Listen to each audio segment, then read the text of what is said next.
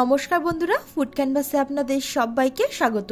আজ বানাবো মাংস দিয়ে বাঁধাকপির ঘন্ট, যেটা ভাত, রুটি, পরোটা সবকিছুর সঙ্গে খেতে দুর্দান্ত লাগবে। একটা কড়াতে বেশ কিছুটা পরিমাণ জল গরম করে তার মধ্যে দিলাম 1 চা চামচ লবণ আর হাফ চা চামচ হলুদ গুঁড়ো। এবার আগে থেকে কুচিয়ে রাখা বাঁধাকপিটা এর মধ্যে দিয়ে দিচ্ছি। এবার এই কুচিয়ে নেওয়া বাঁধাকপিটা কড়ার মধ্যে দেওয়ার পর ঢাকনা চাপা দিয়ে দিলাম। তারপর মিডিয়াম টু হাই ফ্লেমে রেখে 5 মিনিটের জন্য সিদ্ধ করে নেব।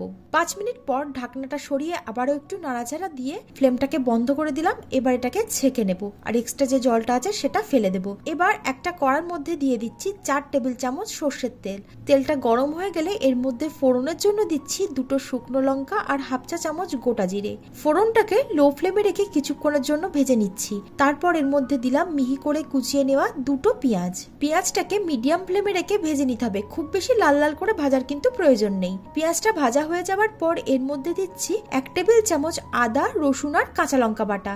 মশলাটাকে মিডিয়াম ফ্লেমে রেখে কিছুক্ষণের জন্য ভেজে নিচ্ছি, যাতে আদা আর রসুনের কাঁচা গন্ধটা চলে যায়। তারপর এর মধ্যে দিয়ে দিলাম 300 গ্রাম বোনলেস চিকেন। মাংসটাকে কিন্তু ছোট ছোট টুকরো করে কেটে ধুয়ে রেখে দিয়েছি। আচ্ছা, এখানে আমি বোনলেস চিকেনটা ব্যবহার করলাম। আপনারা চাইলে এখানে কিন্তু হাড় শুদ্ধ যে মাংস সেটাকে ছোট ছোট টুকরো করে কেটে এর মধ্যে দিতে পারেন। এরপর একে একে এর মধ্যে সমস্ত মশলাটা দিয়ে দিতে হবে। দিলাম একটা টমেটো, 1 চা চামচ হলুদ গুঁড়ো, 1 চা চামচ লঙ্কা গুঁড়ো, 1 চা চামচ জিরে গুঁড়ো, 1 চা চামচ ধনিয়া গুঁড়ো, হাফ চা চামচ দিচ্ছি গরম মশলা গুঁড়ো আর লবণ দিচ্ছি স্বাদ অনুযায়ী। আমি এখানে ঢাকনা চাপা দিয়ে দিলাম যাতে মাংসটা খুব তাড়াতাড়ি সিদ্ধ হয়ে যায়। আর এটাকে ততক্ষণের জন্য রান্না করতে হবে যতক্ষণ না এর থেকে তেল ছেড়ে দিচ্ছে। বেশ কিছুক্ষণ রান্না করার পর আপনারা দেখতেই পাচ্ছেন মাংস থেকে তেল ছেড়ে দিয়েছে। এই পর্যায়ে আসা পর্যন্ত কিন্তু রান্নাটা করে নিতে হবে। তারপর এর মধ্যে দিয়ে দিলাম আগে থেকে সিদ্ধ করে জল ঝরিয়ে রাখা বাঁধাকপিটা। খুব ভালোভাবে নাড়াচাড়া করে সবকিছুকে একসঙ্গে মিশিয়ে দিলাম। বাঁধাকপি আমরা বিভিন্নভাবে রান্না করি, তবে এই পদ্ধতিতে একবার বানিয়ে দেখবেন। আশা করছি আপনাদের এই রেসিপিটা ভীষণ ভালো লাগবে। এবার ঢাকনা চাপা দিয়ে মিডিয়াম ফ্লেমে রেখে আরো কিছুক্ষণের জন্য রান্না করে নিচ্ছি। বেশ কিছুক্ষণ রান্নাটা করে নেওয়ার পর ঢাকনাটা সরিয়ে দিচ্ছি। আবারও এটাকে খুব ভালোভাবে নাড়াচাড়া করে মিশিয়ে দিলাম। দেখতেই পাচ্ছেন বাঁধাকপি থেকে প্রচুর পরিমাণে জল বেরিয়েছে। এবার স্বাদ অনুযায়ী লবণটা দিয়ে দিলাম আর দিচ্ছি সামান্য একটু চিনি, টেস্টটাকে ব্যালেন্স করার জন্য।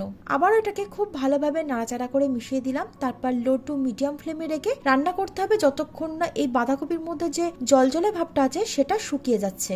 আরো প্রায় 10 থেকে 15 মিনিটের জন্য লো টু মিডিয়াম ফ্লেমে রান্নাটা করে নিয়েছি। আর এই সময় বাঁধাকপির ভিতরে যে জলজলে ভাবটা ছিল সেটাও শুকিয়ে গেছে আর এর থেকে তেল ছাড়তে শুরু করেছে। সবশেষে এর মধ্যে দিয়ে দিলাম 2 কাঁচা লঙ্কা কুচি। এটা দিলাম এক্সট্রা ফ্লেভারের জন্য, আপনারা চাইলে দিতেও পারেন নাও দিতে পারেন। আর দিলাম 1 চা চামচ ঘি। সবকিছুকে ভালোভাবে নাড়াচাড়া করে মিশিয়ে দিয়ে ফ্লেমটাকে বন্ধ করে ঢাকনা চাপা দিয়ে আরো 5 মিনিটের জন্য স্ট্যান্ডিং টাইমে রেখে দিলেই তৈরি হয়ে যাবে আমাদের বাঁধাকপি মুরগি বা মুরগির মাংস দিয়ে বাঁধাকপির ঘন্ট।